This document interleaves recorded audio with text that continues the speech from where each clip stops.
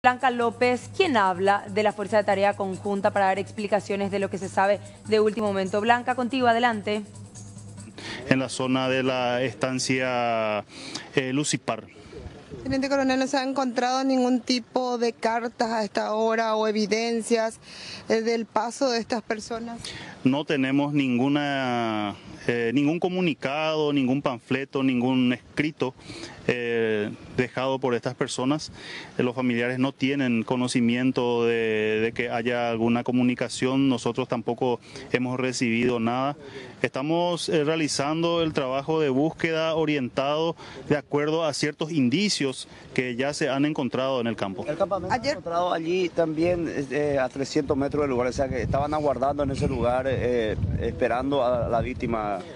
Es así, Osmar. Lo que normalmente realizan estos criminales es ubicarse en un lugar oculto y vigilar desde ahí el posible lugar donde perpetrarían algún hecho delictivo, en este caso, ¿verdad?, el ataque a este colono menonita y vamos a decir, la desaparición de su hijo. Se nota que estuvieron un tiempo ahí observando, monitoreando también el movimiento, viendo seguramente si es que no se encontraban fuerzas del orden, tanto policías o militares circulando por la zona. ¿A cuántos metros del lugar donde se le tomó? Enterraron todo lo que usaron allí, no dejaron evidencia prácticamente. Es un modus operandi de este grupo delictivo. ¿A cuántos metros estaba del sitio donde le tomaron a este joven ese campamento?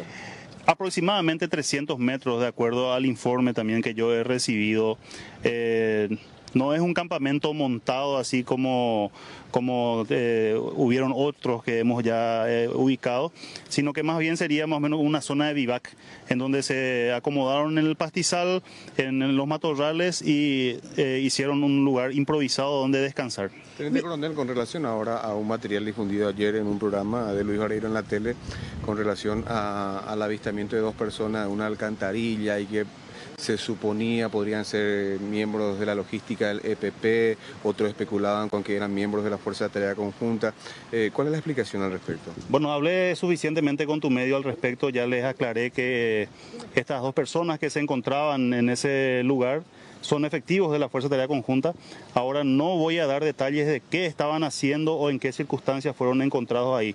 Fortuitamente se dio la situación en que el grupo periodístico que se encontraba en la zona, acompañado por varios colonos menonitas, quedaron en ese lugar y observaron por debajo de las alcantarillas, ¿verdad?, y vieron a estas dos personas. El señor Paita le había dicho, les voy a llevar al lugar donde nosotros llevamos lo que nos piden esta gente, en concepto de lo que sería alimentos, de lo que sería el canon revolucionario que ellos les exigen, y coincidentemente estaban ese personal en ese lugar. Bueno, no sé qué lectura le darán a eso, ¿verdad?, pero en particular yo les digo que la vigilancia que se realiza en diferentes puntos, no solamente en ese, justamente se deben a las informaciones que tenemos. Ese sitio sería estratégico porque conduce al río Ipané y también a los bosques. Es un paso obligado, donde todos los colonos transeúntes, sean comerciantes, policías, militares, que quieran desplazarse hacia Tacuatí o hacia la colonia Santa Clara, deben pasar por ahí. Pero el conductor del programa incluso referenció que conversó con usted y que usted le dijo que no había personal de la Fuerza de Tarea Conjunta haciendo trabajos en la zona. Bueno, justamente eso aclaré también. La primera información o la respuesta que yo recibí del personal responsable fue que no tenían, ¿verdad?, debido a que obviamente él quiere proteger también sus actividades. Una vez que yo accedí a una imagen de lo que estaba sucediendo ahí, entonces insistí nuevamente y le expliqué cuál era la situación real. Entonces en ese momento ya me tuvo que decir de que sí, que tenía personal en la zona, ¿verdad? Pero justamente hablando con el corresponsal de Telefuturo aquí en la zona, el señor Lorenzo Agüero, Le pedí por favor que tenga ciertos recaudos de no exponer la imagen o la identidad por lo menos de estas personas. Ahora, acá lo que nos sorprende es que el señor Paita le dijo al periodista que le iba a llevar al sitio donde los menonitas dejaban alimentos para estas personas, para estos terroristas. Y bueno, entonces estamos ya ante la certeza de que ellos están proveyendo de alimentos a los terroristas y en cierta forma a espaldas de la Fuerza de Tarea Conjunta, indistintamente de que nosotros ya tenemos esas informaciones, no las recibimos de ellos y tenemos vigilado ese lugar. Teniente Coronel, incluso en la grabación se escucha cuando una de estas personas se identifica como integrante de la Fuerza de Tarea Conjunta y recibe el compromiso incluso del conductor del espacio periodístico de no filmarle para no exponerlo. ¿No era mejor que simplemente, digamos, ya que se estaban identificando y había un compromiso, que salieran y antes que, digamos, huir del lugar? Bueno, esa es una situación que ellos han decidido en el momento. Yo creo que en un momento como ese, en una situación en la que ellos se encontraban, no había la suficiente garantía de que se cumpla con eso, o a lo mejor la suficiente confianza con el equipo periodístico y mismo con los colonos que estaban en la zona, ¿verdad? El personal que trabaja de incógnito, que trabaja de inteligencia, está metido entre la gente, metido en el área, y lo que menos él quiere es que se conozca su identidad. Entonces, es una decisión que ellos han tomado en ese momento. Yo no voy a hacer juicio de valor por la decisión que ellos tomaron. Ellos habrán creído que lo más conveniente era retirarse antes de que ocurra alguna situación desfavorable para ellos, y más aún teniendo en cuenta de que el señor Paita fue directamente a la comisaría, él mismo a traer a policías para que intervengan en contra de estos dos personales que estaban en ese lugar. Ahora, ¿se confirma de alguna forma que ese arroyo es un camino de estos criminales? Por eso que yo se estaba vigilando, ese arroyo se conecta con el río Upané, también con los bosques aledaños a la zona de la estancia Don Eduardo. Es un sitio estratégico, es decir, que ellos en cualquier momento pueden estar por ahí. Bueno, y como te dije, es un paso obligado, Blanca. Hablo del arroyo como una forma de... Sí, un lugar por el cual todas las personas que están en la zona deben pasar sí o sí, si quieren trasladarse a algún lugar. Es el lugar más propicio donde podría un delincuente tratar de hacer algún hecho delictivo, ¿verdad? Y por sobre todo ver desde ahí o conocer desde ahí todo el movimiento de las personas de la zona, no solamente de los habitantes, sino también de los componentes de las fuerzas de seguridad. De hecho, que la fuerza de seguridad tiene en las inmediaciones justamente un puesto. Sí, tenemos un puesto en la colonia Santa Clara que está operando las 24 horas del día, y estamos apoyando fuertemente a la seguridad de esa colonia, no solamente en el momento que ocurrió la desaparición de Franz, sino que antes de ello ya teníamos nosotros trabajando personal ahí. Lastimosamente se dio el caso de Franz debido a que él en forma personal y unilateral decidió prestar una rastra de su tío y se fue él solo a retirarla del fondo de la propiedad. ¿A qué se refiere que en forma personal y unilateral? O sea, que ustedes ya estaban en contacto con los productores para darle acompañamiento y esto no ocurrió con Franz. Esto no ocurrió con Franz. Como ya expliqué en otras circunstancias también, nosotros realizamos un trabajo bastante intenso de acompañamiento de las actividades productivas de los colonos, no solamente de Santa Clara, sino también de Río Verde y la colonia Manitoba, en donde se ha organizado sectores de trabajo, y esos sectores de trabajo fueron monitoreados por personal de la Fuerza de Tarea Conjunta, por personal policial, de tal modo a garantizar que no sean molestados en sus tareas productivas. Hemos concluido prácticamente la cosecha de esta temporada sin que haya ocurrido ningún evento, ¿verdad? Hasta que lastimosamente ocurrió la desaparición de Franz en la colonia Santa Clara, y ahora tenemos la desaparición también de Bernard aquí en la estancia Lucipar. Teniente Coronel, una última pregunta de mi parte por lo menos. Si eran miembros de la FTC, ¿por qué la policía entra, los busca? Si al final de cuentas la FTC está compuesta por policías y militares. Y por la situación, vamos a decirle, de incertidumbre del momento, la denuncia, la insistencia del colono menonita, mismo del equipo periodístico, ¿verdad?, que estaba poniendo en duda de que sean miembros de la FTC. Y por supuesto, los trabajos operativos o de carácter de inteligencia no se le comunica a las comisarías locales, personal de orden público o a la comisaría jurisdiccional que se está realizando en la zona. Esos trabajos son totalmente, vamos a decirle, reservados a los miembros de la FTC, y también no todos los miembros de la FTC conocen de esos trabajos operativos debido a la compartimentación de las informaciones. Yo como vocero no conozco al detalle todos los trabajos de inteligencia que se están realizando en la zona. Por último, disculpe la insistencia. El campamento, ¿qué más se encontró en ese campamento que estaba montando el EPP? Bueno, como te dije, no es un campamento, es una zona de vivac en donde hicieron una suerte de limpieza, más o menos aplastando las malezas de tal modo a poder recostarse en ese lugar. Eso sí, cavaron un pozo improvisado para los desechos que pudieron haber dejado, nada más que eso. Propio del EPP ese modo operandi de guardar todo, de enterrar todo lo que estaban usando. Es propio de este grupo terrorista. ¿La política llegó a levantar esos objetos como para tratar de identificar a quienes estuvieron ahí? Está a cargo de criminalística y también sí, los desechos, y también ya fue judicializado. Por último, le vuelvo a insistir, ese arroyo conecta con el Ipané. Al estar personal de la FTC, personal militar ahí adentro, es porque manejaban ya esa información que ellos estaban acostumbrando a venir por esa zona, y además que ese arroyo es estratégico para no ser ubicados y manejarse por los recursos hídricos. El arroyo y la ruta también ahí, Blanca, porque he sabido de que tenemos un brazo logístico que opera en la zona, que se desplaza sin ningún tipo de problema. Son gente que no están entre los buscados y utilizan los caminos en moto, seguramente puede ser también en algún tipo de vehículo. Y estos cursos de agua que normalmente son utilizados para cubrir el rastro del desplazamiento. Que podrían conectarse con el río Ipané y ahí a los montes. Claro. Estuvimos ahí, conecta con la estancia Don Eduardo, sí.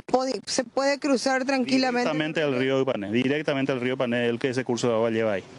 El río Ipané se maneja que sería lo utilizado para movilizarse este grupo de gente. Sí, podría ser utilizado como también para pasar rápidamente del departamento de San Pedro a Concepción y viceversa, que ocurran algún tipo de apremio para ellos. Bueno, esto es lo que decía en relación a nosotros el sábado, que estábamos justamente en ese curso hídrico, donde el señor Paita, uno de los líderes de la comunidad Santa Clara y tío de Frank Heder, decía que supuestamente en ese sitio la gente, el grupo de terroristas, ponía como sitio para que los colonos vayan a llevar lo que se denomina el impuesto revolucionario, lo que tienen que pagar los menonitas para poder trabajar tranquilos, entre comillas. Y es que ahí se encontraron con gente de la FTC que presuntamente estaban haciendo la vigilancia. De alguna forma se confirma que la gente de Santa Clara lleva provistas a estos criminales y también dinero, y también de que ya estaban siendo vigilados supuestamente por parte de la gente de la FTC como un sitio alternativo para ir a dejar las mercaderías, compañeros.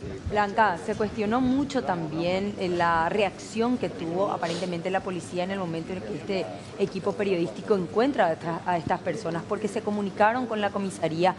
Nadie se acercó desde este lugar, inclusive tuvieron que ir a buscar a los agentes policiales. 45 minutos después pudieron ellos ingresar al monte sumamente asustados, y ellos mismos dijeron que las patrulleras, allí por lo menos de esta comisaría, no funcionaban. ¿Se respondió con respecto a estas acusaciones? Bueno, esto es lo que estaba respondiendo justamente el teniente coronel Víctor Urdapilleta. De hecho, ustedes tienen también las imágenes del lugar. Nosotros el sábado emitimos eso en el noticiero 24 horas, el de la noche. Ese material que estuvimos en el sitio, ingresamos al lugar donde están 5 caños, Mercedes, 2 arriba, 3 abajo. Sí. Y es un puente que se construyó con la nueva ruta del camino de empedrado, que prácticamente no se ha terminado bien, o se cayó este puente. Muy cerca no hay montes, Mercedes. Estamos hablando de un camino vecinal. Del otro lado está la estancia Don Eduardo, y lo que hizo el señor Paita es ir a buscar a la gente de la comisaría jurisdiccional y les trajo.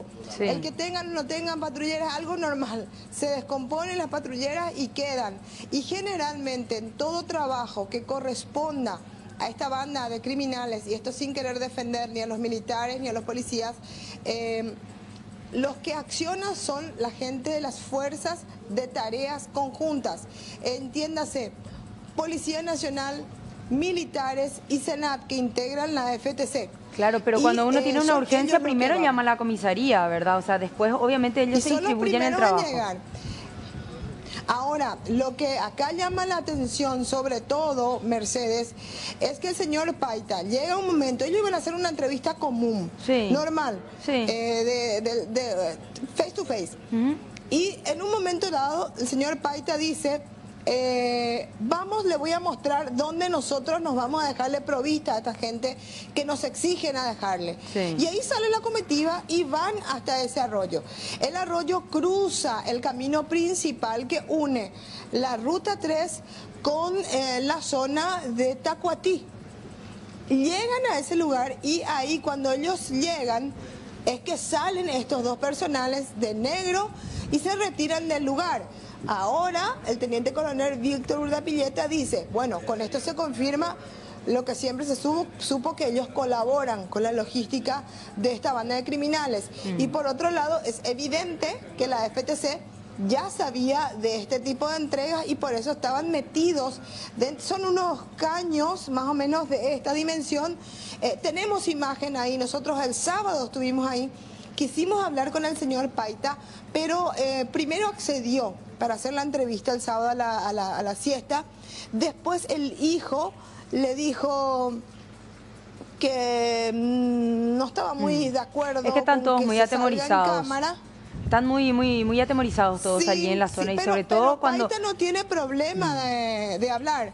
Yo te cuento que Paita era uno de los que hablaba cuando el secuestro de Luis Listron, que prácticamente le afectó mucho. Y en aquel entonces, yo te cuento algo que nunca se contó, es que había un bosque donde queda el vehículo de Listron abandonado. Lastimosamente, estamos de todo en la Viña del Señor, y un colega de la zona de Concepción, que hoy en día ya no está más en la profesión, se creyó muy simpático con otro colega también de Concepción, y del otro lado del bosque empezó a gritar, auxilio, soy Listron. Empezó a gritar. Pero qué va. Algunas personas escucharon, imagínate el grado de irresponsabilidad de parte de esos colegas. Esto ya ocurrió hace mucho tiempo. Entonces, ¿qué se dice? Vamos a tumbar el bosque. Hablábamos de una buena cantidad de bosque, y se decide tumbar el bosque. Y fue Paita con otros pobladores, porque Santa Clara queda antes de llegar a Claro, Tacuatí. ese monte hoy ya no existe. Ese monte ya, una vez que hubo el secuestro de Listron, desapareció ese monte. Se trabajó durante 2 días, hicieron desaparecer. La Senat en aquel entonces tenía una imagen satelital que se había hecho un trabajo de búsqueda de marihuana que se confirmó, y en esa imagen satelital aparecía una suerte de búnker en el subsuelo. Se encontró eso, pero ya se había caído todo. Acá el tema es que había 2 colegas que ellos sí saben quiénes son, porque después se rieron de que se haya depredado un bosque por culpa de la inconsciencia de ellos. De hecho, que hay un tinte de responsabilidad por parte de muchas personas en esta situación. Que ese colega, en ese momento, de hecho, Mercedes, que ese mismo colega que estaba en contubernio con un señor bastante grande, que también del medio, días después relató para un medio de comunicación como si él estuviera viendo en vivo y en directo el momento que supuestamente Listron bajaba de un helicóptero y se abrazaba con su hija. Eso nunca ocurrió. Existió, claro. Y él estaba nunca existió, y él estaba transmitiendo en vivo. ¿A dónde viene, verdad? Por eso decía, estamos de todo de la Viña del Señor. Así Yo prefiero mismo. muchas veces no tirar una información antes que tirar una falsa información. Esos colegas habían hecho eso, y Paita en ese momento fue quien lideró el tema de cortar todos los bosques, porque estos 2 colegas irresponsables hicieron eso de gritar, soy Listron, aquí estoy. Gracias, Blanca, por este informe. Tampoco de la zona. Volvemos contigo en instantes. Vamos a hablar de este tema y otros también, de la participación de la prensa y también la reacción de la Fuerza de Tarea Conjunta ante este último episodio. Ahora